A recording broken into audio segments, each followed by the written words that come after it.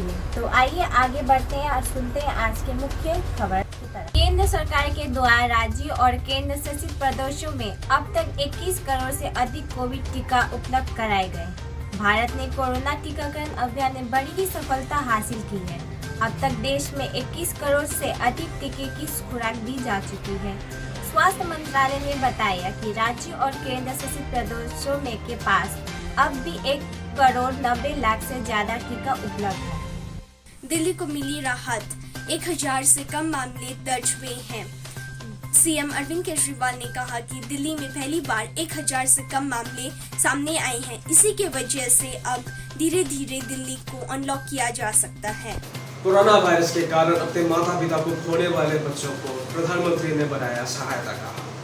29 मई को प्रधानमंत्री नरेंद्र मोदी जी ने पीएम केयर्स फॉर चिल्ड्रन योजना की घोषणा करते हुए कहा कि कोविड-19 के कारण अपने माता पिता को खोने वाले बच्चों को सहायता प्रदान की जाए। इन बच्चों को मुफ्त की शिक्षा प्राप्त होगी और 23 साल की उम्र होने पर इन्हें 10 लाख की जमा राशि मिली। इसके अतिरिक्त अन्य लाभों की भी चर्चा की गई।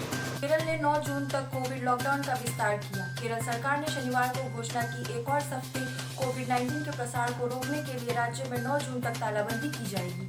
आतंकी हमले में शहीद हुए मेजर विभूति की पत्नी निकिता बनी आर्मी लेफ्टिनेंट। पुलवामा आतंकी हमले में शहीद हुए मेजर विभूति शंकर धुंधियाल की बलिदान को पूरा देश नहीं भूल सकते। शनिवार को विभूति धुंधियाल की पत्नी निकिता कौल धुंधियाल भारतीय सेना में शामिल हुई। बाकायदा परीक्षा पास करके और ट्रेनिंग करके निकिता कौल धुंधियाल भारतीय सेना में लेफ्टिनेंट बनी। कानून ने गरिमा के साथ शव के निस्तारण के लिए सुप्रीम कोर्ट में याचिका दायर की है। मामले को देखने के लिए प्रशासनिक प्रबंधन के सभी स्तरों पर एक समिति गठित करने का अनुरोध करते हुए सर्वोच्च न्यायालय में जनहित याचिका दायर की है। इसमें किसी भी व्यक्ति के खिलाफ तत्काल कार्रवाई करने के लिए भी कहा गया है जो कब्रिस्तान या अंतिम संस्कार करने के लिए कोई भी राशि लेते हैं। सीबीआई ने एफसीआई क्लर्क के घर से 3 करोड़ नकद और 387 ग्राम सोने की जेवर बरामद की। क्लर्क के साथ ही साथ विभाग के 3 प्रबंधकों ने एक सुरक्षा एजेंसी से रिश्वत मांगने और स्वीकार करने के आरोप में उन्हें भी गिरफ्तार किया गया था।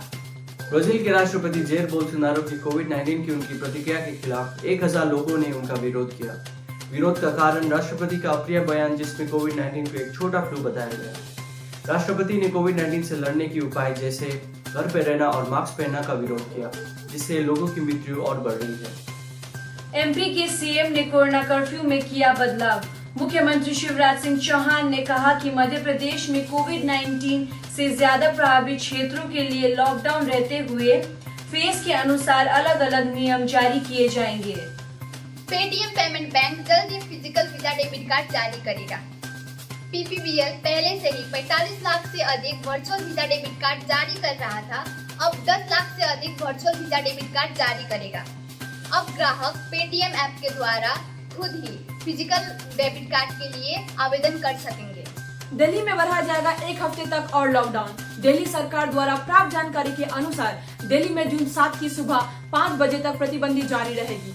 मुख्यमंत्री अरविंद केजरीवाल का यह कहना है कि जिस तरह से हालत बिगड़ती जा रही है, लॉकडाउन का बढ़ाना अत्यंत आवश्यक है।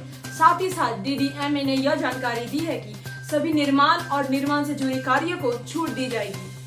दिल्ली ट्रेडर्स एसोसिएशन ने दिल्ली सरकार से लॉकडाउन नहीं बढ़ाने और चरणबद्ध तरीके से बाजार खोलने का किया मांग। Confederation of all India traders ने शनिवार को मुख्यमंत्री अरविंद केजरीवाल से बाजारों और दुकानों को उस तरह खोलने की आग्रह की जिस तरह निर्माण गतिविधियों को फिर शुरू करने की घोषणा की गई है। अरविंद केजरीवाल ने आने वाले दिनों में गतिविधियों को अनलॉक करने की आश्वासन दिया। दिल्ली सरकार ने ये भी कहा है कि जब स्थिति सामान्य होगी तो सब कुछ खुल जाएगा। पेट्रोल और डीजल की कीमत में कोई बदलाव नहीं। दिल्ली में 29 मई को पेट्रोल की कीमत 26 पैसे से बढ़कर 93.94 रुपया हो जाने के बाद पेट्रोल और डीजल की कीमत अपरिवर्तित रही। आज के लिए इतना ही। जुड़े रहिए ऐसी खबरें जानने के लिए इंस्पीरिया टीवी के साथ।